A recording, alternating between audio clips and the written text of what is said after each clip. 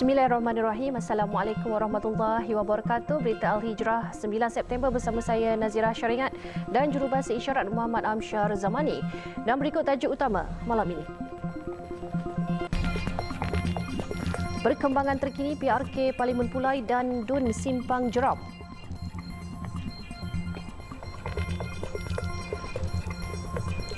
Juga lebih 11,000 motosikal tiada insurans.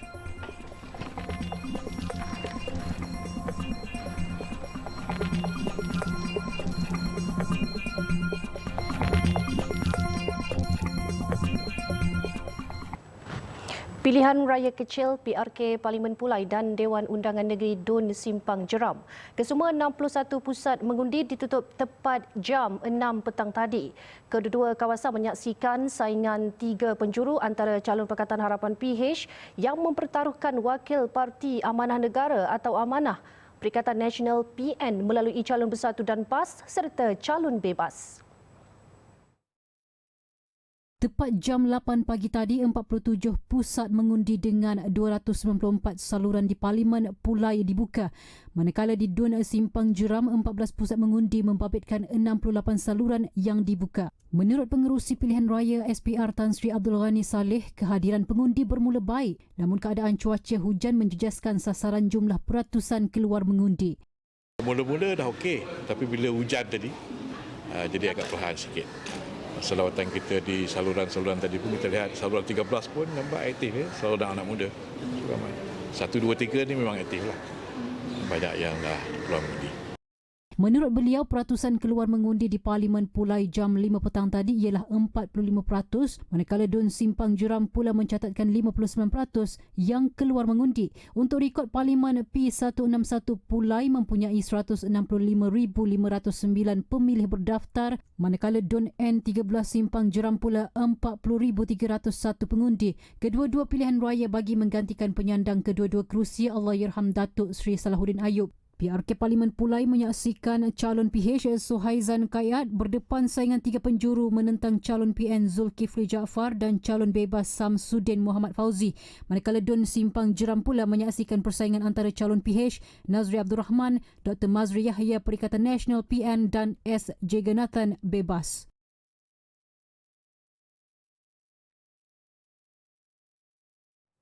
Baik, untuk mengetahui perkembangan terkini proses pengiraan undi, kita terus berlintas langsung bersama wartawan Muhammad Aiman Hakim Awazmin yang kini berada di Pusat Penjumlahan Rasmi Undi Pilihan Raya Kecil PRK Parlimen Pulai di Dewan Jubli Intan Sultan Ibrahim Johor Bahru.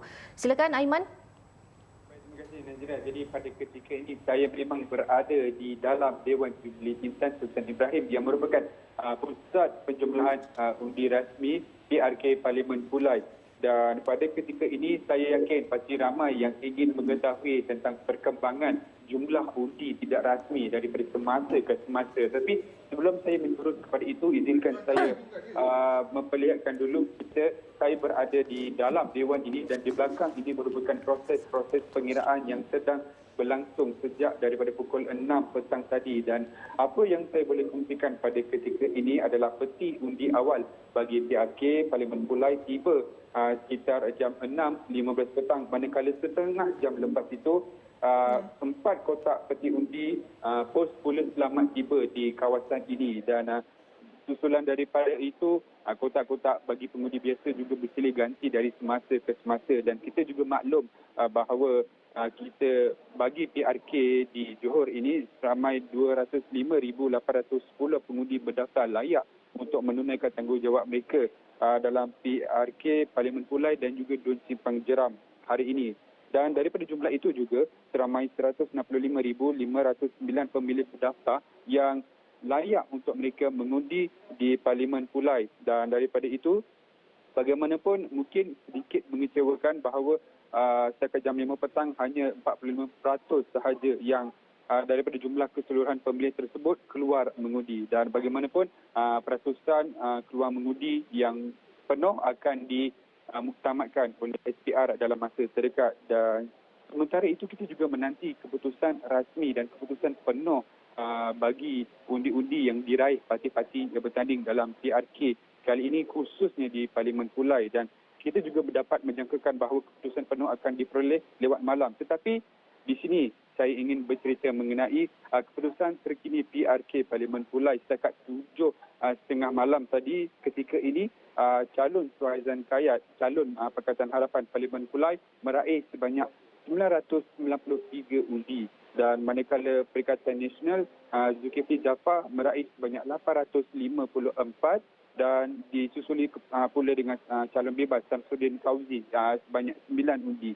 Dan jumlah ini terkumpul secara tidak rasmi setakat jam 7:30 malam tadi, dan saya yakin SPR juga akan terus menerus update berhubung jumlah undi dari semasa ke semasa, dan kita akan saksikan kerana perkembangannya sentiasa berubah daripada semasa ke semasa. Dan pada ketika ini seperti saya katakan tadi, Pakatan Harapan mendahului berbanding calon-calon yang lain, dan kita masih menantikan debaran seterusnya, dan kita akan menanti keputusan penuh yang akan dimuktamadkan dijangkakan lewat malam nanti.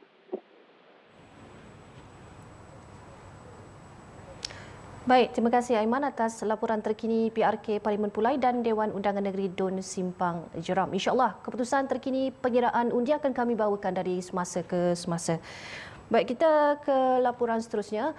Polis Diraja Malaysia PDRM membuka 2 kertas siasatan terhadap Tan Sri Muhyiddin Yassin yang didakwa mengeluarkan kenyataan berbaur agama, bangsa dan raja 3R ketika kempen pilihan raya kecil Parlimen Pulai dan Dewan Undangan Negeri Dun Simpang Jeram.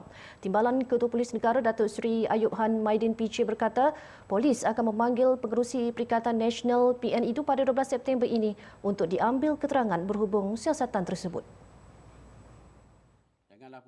Menurut Datuk Seri Ayub Han, 2 kertas siasatan dibuka terhadap Tan Sri Muhyiddin susulan kenyataan beliau yang didakwa menjatuhkan hukum haram untuk mengundi calon Pakatan Harapan Parlimen Pulai Suhaizan Kayat. Ahli Parlimen Pagoh itu turut disiasat selepas beliau mendakwa kerajaan hari ini seolah-olah tidak faham masalah orang Melayu. Tambah beliau, buat masa ini tiada kertas siasatan baru dibuka melibatkan pemimpin parti politik lain berhubung isu 3R. Timbalan Ketua Polis Negara itu turut mengingatkan dan menasihatkan pemimpin politik serta masyarakat supaya tidak mengeluarkan lagi kenyataan berkaitan 3R termasuk ketika berkempen bagi PRK Pelangai Pahang hujung bulan ini. Janganlah pula bila kita buka kertas siasatan, ditangkap, dituduh, dijatuh hukum, kan? Barulah timbul rasa kesedaran ataupun simpati. Ada yang tak ada pekerjaan, ditangkap, fikir sebelum kita keluarkan kenyataan. Benda ni dah banyak dah kita cakap. Banyak isu lain yang boleh digunakan untuk kempen pilihan raya ataupun untuk sebagainya. Jangan sentuh isu-isu 3R. Beliau berkata demikian pada sidang media selepas meninjau pusat mengundi Maktab Sultan Abu Bakar Johor Bahru. Sabtu lepas, Tan Sri Muhyiddin yang juga Presiden Bersatu didakwa mengeluarkan kenyataan bahawa haram memberikan undi kepada Suhaizan ketika berucap dalam ceramah perdana di Dataran Utama Kempas ketika kempen PRK Parlimen Pulai. Ahli Parlimen Pagoh itu juga dilaporkan mengeluarkan kenyataan yang mendakwa Parti Orang Melayu dilihat sudah hilang kuasa selain mendakwa kerajaan ketika ini seolah-olah tidak faham masalah orang Melayu. Tiada pelindungan insurans mencatatkan peratusan tertinggi kesalahan sepanjang seminggu operasi khas motosikal 2023 oleh Jabatan Pengangkutan Jalan JPJ di seluruh negara bermula awal bulan ini. Pengarah kanan bahagian penguatkuasa JPJ Datuk Lokman Jamaan berkata lebih 11,000 notis dikeluarkan atas kesalahan tiada insurans daripada hampir 65,000 motosikal yang diperiksa sepanjang seminggu operasi dijalankan.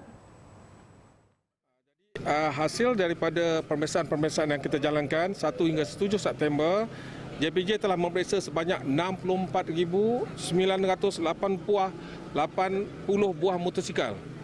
64,980 buah motosikal dan sejumlah 33,092 notis kesalahan telah dikeluarkan. Ini menunjukkan bahawa dalam setiap pemeriksaan yang dijalankan, 50% daripada penunggang-penunggang dan pengguna motosikal tidak mematuhi peraturan jalan raya. Datuk Lokman berkata sepanjang operasi dijalankan sejak seminggu lalu, antara kesalahan lain yang dikesan ialah tiada lesen memandu dengan 9,456 kes ubah suai ekstrim dengan 1,315 notis dikeluarkan dan 32% lagi untuk pelbagai kesalahan lain. Beliau berkata demikian dalam sidang media sempena operasi khas motosikal tahun 2023 di Ipoh.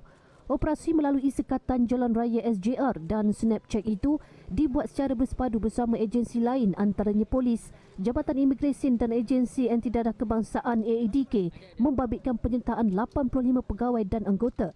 Dalam operasi itu, seorang penunggang motosikal ditahan selepas pemeriksaan mendapati cukai jalan atau lesen kenderaan motor miliknya sudah tamat tempoh sejak 7 tahun lalu, iaitu sejak 2016 sekaligus menunjukkan motosikal berkenaan tidak dilindungi insurans. Operasi khas motosikal 2023 dijalankan selama sebulan, iaitu sehingga 30 September ini di seluruh negara ke arah membudayakan pematuhan undang-undang.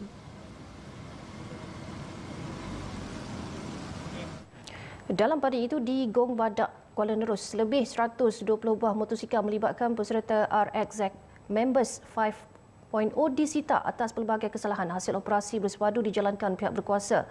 Ketua Polis Terengganu Datuk Mazli Mazlan berkata, operasi dilakukan susulan aduan orang ramai berkenaan tindakan segelintir peserta yang menunggang motosikal secara berbahaya dan berlumba sehingga menimbulkan suasana bingit dan tidak selesa kepada penduduk, khususnya yang tinggal berhampiran jalan. Menurut Datuk Mazli, operasi Sekatan Jalan Raya dan rondaan di sekitar negeri itu melibatkan Jabatan Siasatan dan Penguatkuasaan Trafik JSPT serta Jabatan Pengangkutan Jalan JPJ Terengganu. Menurut beliau, polis masih melakukan proses dokumentasi dan setakat ini lebih 100 motosikal ditahan dan saman akan dikeluarkan mengikut kesalahan. Operasi akan diteruskan sehingga tamat program dan beliau percaya lebih banyak motosikal akan ditahan. Pelbagai kesalahan dikesan antaranya tidak memiliki lesen memandu, kesalahan membabitkan ubah suai kenderaan serta motosikal tidak dipasang brek. Datuk Mazli berkata peserta program itu perlu mematuhi undang-undang jalan raya serta mengutamakan keselesaan rakyat negeri itu. Beliau juga percaya ada peserta datang ke program berkenaan menggunakan laluan tikus menyebabkan mereka terlepas daripada sekatan.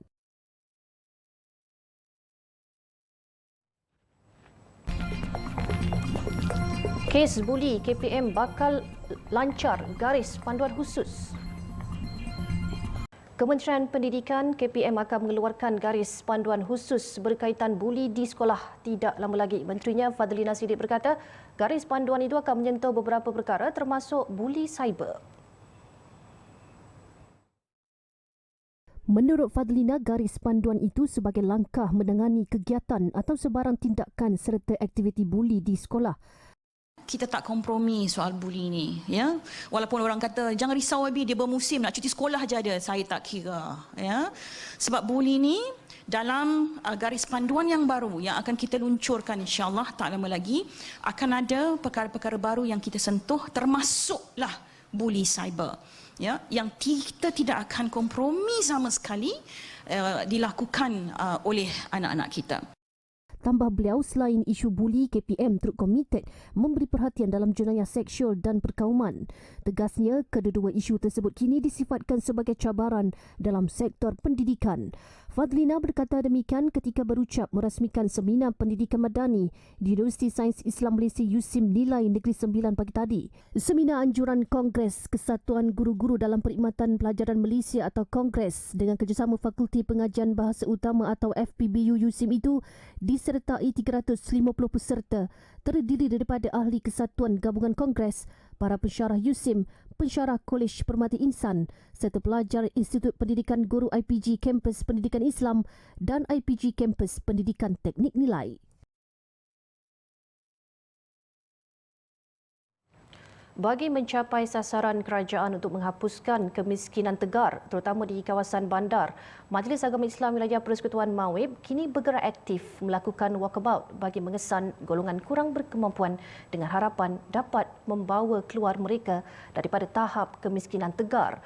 Menteri di Jabatan Perdana Menteri Hal Ehwal Agama, Datuk Dr. Muhammad Naim Mukhtar berkata, menerusi program walkabout berkenaan, pihaknya yakin sasaran menghapuskan miskin tegar seperti yang diusahakan Kerajaan Perpaduan akan tercapai. Menurut beliau, tempoh sasaran hasrat kerajaan itu dijangka akan tercapai sekurang-kurangnya Disember tahun ini. Tumpuan diberikan khususnya di sekitar Kuala Lumpur, Putrajaya dan Labuan. Dan dalam konteks itu, Mawib, PPZ menyahut dan menyambut seruan daripada Yang Amat Berhormat Perdana Menteri, dan insya-Allah ini tekad daripada MAWIP dan juga PPZ untuk bersama-sama memastikan agar hasrat dan cita-cita Yang Amat Berhormat Perdana Menteri untuk menoktahkan kemiskinan, khususnya di wilayah-wilayah Persekutuan Kuala Lumpur, Putrajaya dan Labuan ini akan tercapai. Beliau ditemui selepas menyertai pasukan petugas Majlis Agama Islam Wilayah Persekutuan MAWIP dan Pusat Pungutan Zakat MAWIP memberi sumbangan kepada dua pasangan asnaf menerusi program walkabout siang tadi. Penerima adalah pasangan Sofian Hakimi dan Haiza Ahmad yang tinggal di Perumahan Awam Setapak Jaya.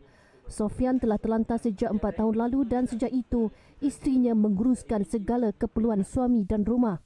Pasangan ini menerima bantuan tetap MAWIP RM600 sebulan serta bantuan pembelian lampin pakai buang berjumlah RM372 sebulan. Turut terpilih menerima bantuan zakat pasangan Raja Rosli Raja Aziz dan Saadiah Said yang tinggal di Kampung Padang Balang. Mereka menerima bantuan sewa rumah bulanan sejumlah RM350 dan bantuan perubatan am secara one-off hampir RM40,000. Alhamdulillah, bersyukur sangat-sangat. Tak sangka ada orang yang boleh membantu makcik kan dengan pakcik ni. Tak tahu nak cakap macam mana, tapi memanglah bersyukur sangat. Kalau tak tahulah macam mana kami ni. Pasangan ini asalnya adalah gelandangan dan PPZ MAWIP telah membantu dan memberikan mereka kehidupan yang lebih selesa. Ke tempat tersebut dan telah bertemu dengan pasangan. Tak sampai hati naikkan harga nasi putih. Itu pandangan rata-rata peniaga makanan yang ditemui kru berita Al-Hijrah di Ibu Negara siang tadi, meskipun terbeban dengan kenaikan harga beras import dan sukar mendapatkan stok beras tempatan. Pada masa sama, peniaga bimbang pelanggan sedia ada akan berkurangan sekaligus akan menjejaskan pendapatan mereka. Wartawan Hadiza Faisal ada butirannya. Menurut salah seorang peniaga nasi campur, Zubaidah Abdul Rashid, sebungkus nasi putih yang dijualnya kekal RM2 seperti sebelum ini, berikutan jualannya hanya tertumpu kepada golongan komuniti. Melihat gelagat pembeli yang terpaksa mencatu belian sejak beberapa hari ini membuatkannya tidak sampai hati menaikkan harga kepada RM3 sebungkus nasi. Tak adalah, tak sampai hatilah. Takkan baru seminggu kenaikan beras kita dah nak naik nasi putih. Tapi kedai mamak dah naik dah. Sekarang mata kasar Kak tengoklah. Banyak yang beli kilo-kilo je. Sekilo macam dah jadi macam kais pagi makan pagi pula. Nampak kan, kita nampak lalu orang beli barang kan. Dah tak ada nak bawa beg 5 kilo tu. Jarang dah. Banyak beli sikit. Macam akak pun takut. Kalau akak top up beras tadi pun beli sekilo macam tu lah. Kalau dah sekilo RM4. Kira lah. Kalau 5 kilo dah berapa? 20 betul? Seorang lagi peniaga premis makanan Aisyah Hassan berkata, meskipun hanya menggunakan beras tempatan, namun kesukaran mendapatkan stok itu memberi kesan kepada jualannya. Ditambah pula dengan kenaikan harga barang basah dan barangan kering yang lain. Jadi kita perniagaan ni jadi susah deh. Bila tak naik kan semua dah hilang. Kalau kita jual murah sangat, acik pun tak boleh dapat apa kan. Tapi acik meetingnya lah RM2 lagi. Masih sama lagi. Beras naik pun acik jual RM2. Tak ada kata jual sampai RM3 lagi, tak ada lah. Menurut seorang lagi peniaga Nik Mahmud, dia mengutamakan kualiti beras yang dijual kepada pelanggannya. Meskipun harga beras import dijual pada harga lebih tinggi, namun dia sama sekali tidak menaikkan harga sepinggan nasi yang dijual pada harga RM1.50 sahaja. Awal nego sini, jok wadah itu apa ini tak naik lagi. Harga macam biasa. Kalau naik pun RM50 kan. Sudah berapa belas tahun naik RM50.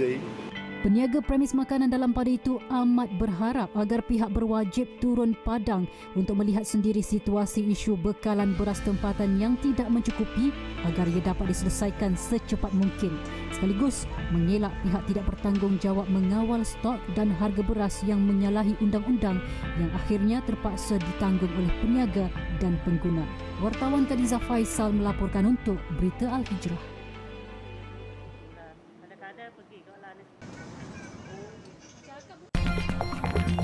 Selepas ini, Maghribi dilanda gempa kuat. Laporan luar negara, Jumlah korban gempa bumi kuat yang melanda Maghribi meningkat 632 mangsa manakala ratusan lagi dilaporkan cedera. Gempa 11 malam itu berukuran 7.2 magnitude yang menggegarkan igil di Pergunungan Atlas. Bilangan mangsa yang mengalami kecederaan telah mencecah sekurang-kurangnya 329 orang. Gempa itu telah menggegarkan wilayah Al-Haus, Ouarzazate, Marrakesh, Az-Zilal, Shishawa dan Terudan. Kebanyakan mangsa maut berada di kawasan pergunungan yang sukar diakses. Penduduk Marrakesh yang terletak paling hampir dengan pusat gempa itu berkata beberapa bangunan turut runtuh di bandar berkenaan yang disenaraikan sebagai tapak warisan dunia oleh Pertubuhan Pendidikan Saintifik dan Kebudayaan Pertubuhan Bangsa-Bangsa Bersatu atau UNESCO. Sebuah menara masjid tumbang dan kenderaan dihempap sisa runtuhan. Penduduk berhampiran Terudan berkata beberapa gempa susulan berlaku selepas gegaran pertama. Gegaran terasa selama kira-kira 20 saat. Sejumlah kediaman di Marrakesh turut runtuh atau mengalami kerosakan manakala penduduk di Casablanca yang terletak kira-kira 250 km utara Igil pula sanggup bermalam di jalanan kerana terlalu takut untuk pulang ke rumah. Gempa bumi kali ini adalah yang paling teruk selepas bencana sama melanda Al-Hoceima di Pergunungan Rif yang meragut lebih 600 nyawa pada 2004. Seterusnya, sebahagian daripada Jepun banjir akibat dibadai hujan paling lebat sejak 47 tahun lalu dengan lebih 100 kejadian tanah runtuh dilaporkan selepas ribut tropika melanda. Bandar Mobara di wilayah Chiba yang bersepadan dengan Tokyo merekodkan taburan hujan mencecah 392 mm dalam tempoh semalaman hingga hari ini. Ia adalah jumlah terbesar pernah dicatatkan dalam tempoh 24 jam di bandar itu sejak agensi meteorologi Jepun memulakan rekod pada 1976. Semalam, ribut tropika Yunyuan menjejaskan beberapa perkhidmatan kereta api selain menyebabkan ribuan rumah terputus bekalan elektrik di wilayah Chiba, Ibaraki dan Fukushima. Di Mobara, air sungai berhampiran Dewan Bandaraya melimpah hingga mencecah paras pinggang. Kejadian itu menyusul selepas beberapa bandar di selatan China turut ditenggelami banjir berikutan hujan lebat yang memecah rekod selama ini. Baik, selepas 5 hari akhirnya Israel membenarkan ekspor barangan komersial dari semenanjung Gaza melalui lintasan sempadan utama mulai Ahad. Larangan selama beberapa hari berikutan dakwaan penduduk Palestin cuba menyeludup bahan letupan. Penduduk Palestin berkata larangan itu menjejaskan ribuan keluarga dan boleh merosakkan mata pencarian di kawasan berkenaan. Isnin lalu Israel menghentikan sementara barangan komersial daripada meninggalkan Gaza selepas pemeriksa menemui beberapa kilogram bahan letupan berkualiti tinggi dalam penghantaran tersembunyi di dalam lapisan pakaian. Namun pihak Israel memaklumkan keputusan menyambung semula ekspor dari semenanjung Gaza melalui lintasan Kerem Shalom mulai Ahad sama seperti sebelum penutupan. Sejak kumpulan Hamas menguasai Gaza pada 2007, semenanjung itu berdepan kadar pengangguran tertinggi di dunia di bawah sekatan banyak barangan yang dikenakan oleh Israel dengan sokongan Mesir. Kawasan itu juga telah rosak teruk dalam 4 peperangan besar dan banyak pertempuran lain antara Hamas dan Israel. Sekian untuk malam ini. Saya Nazira Syariat dan Jurubahasa Isyarat Muhammad Amsyar Zamani. Satukan ummah dengan ilmu bagi memperkasa Malaysia Madani. Assalamualaikum warahmatullahi wabarakatuh dan selamat malam.